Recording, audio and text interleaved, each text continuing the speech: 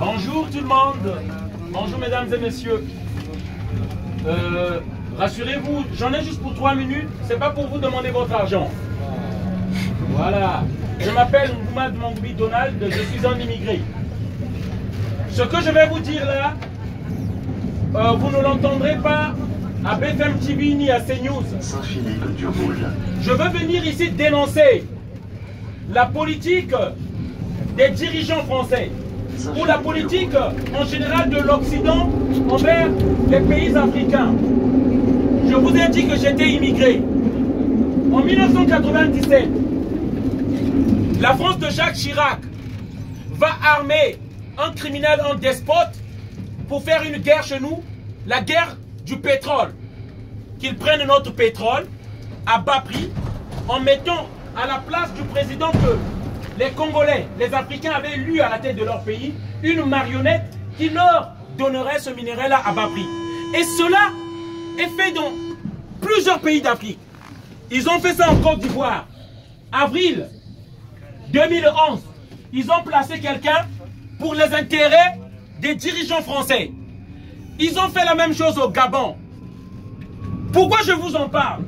Les migrants que vous voyez ici, beaucoup d'immigrants que vous voyez ici, il y en a encore des centaines et des milliers qui vont venir. Tant que cette politique-là va continuer, cette politique-là, on l'appelle la France-Afrique. Ne me croyez pas. Je vous demande juste de faire des recherches de vous-même. Ces immigrants que vous voyez ici comme moi, je suis chauffeur de bus. Mais si il n'y a plus de dictateur chez moi, je rentrerai chez moi. Je laisserai ce poulet-là à un Français. Beaucoup d'Africains sont des ingénieurs ici. Ils sont utiles pour leur pays. Ces femmes que vous voyez se lever le matin, il y a des comptables, il y a des docteurs chez eux qui viennent faire des boulots qui ne sont pas dans leurs compétences ici-là. Il faut les respecter. Ces gens-là n'ont besoin que de la paix.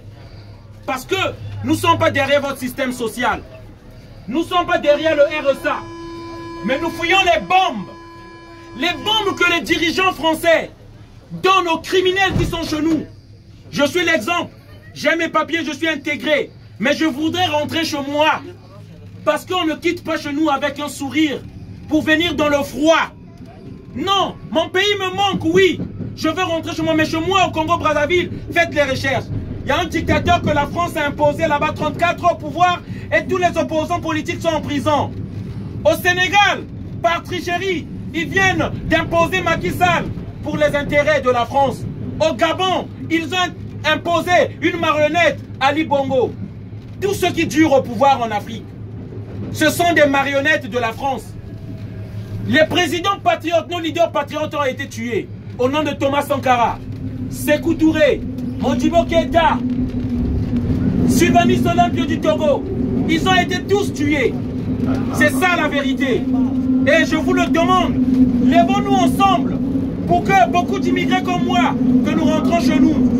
C'est le message que je voulais vous faire passer. Merci encore de m'avoir écouté. Bonjour tout le monde, désolé de vous déranger. Alors j'aimerais juste rajouter ceci. Aujourd'hui, il n'y a pas longtemps, on a parlé de l'histoire de l'Acarus.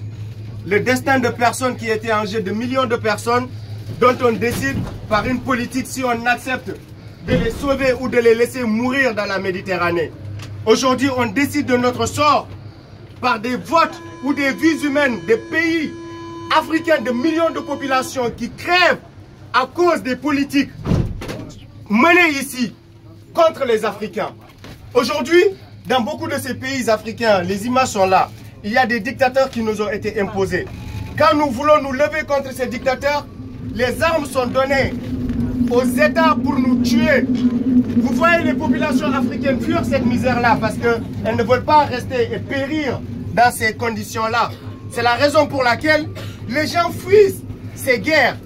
Vous voyez le pétrole qui existe, l'or qui existe, le Mali est divisé en deux à cause de l'or qui existe. Le Nord Mali est aujourd'hui habité par des soldats français et les autres soldats de l'Occident aujourd'hui qui ont divisé ce pays-là pour les intérêts occidentaux. Aujourd'hui, vous allez voir les Maliens venir ici.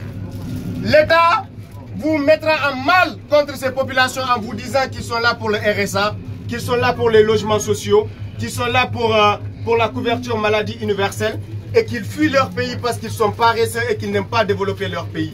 Ils nous mettent à mal les uns contre les autres. Nous ne sommes pas des ennemis. Si nous voulons mettre fin à toute cette injustice-là dans le monde, il faudrait que des politiques changent. Il faudrait que la vie humaine ait une importance capitale dans la politique des pays occidentaux. Parce que la vie des Français est aussi importante que la vie des millions d'Africains qui sont tués tous les jours. Quand 3 Français, nous combattissons quand il y a des crimes qui sont commis contre les innocents. Mais en Afrique, au Mali, il vient d'avoir plus de 170 morts.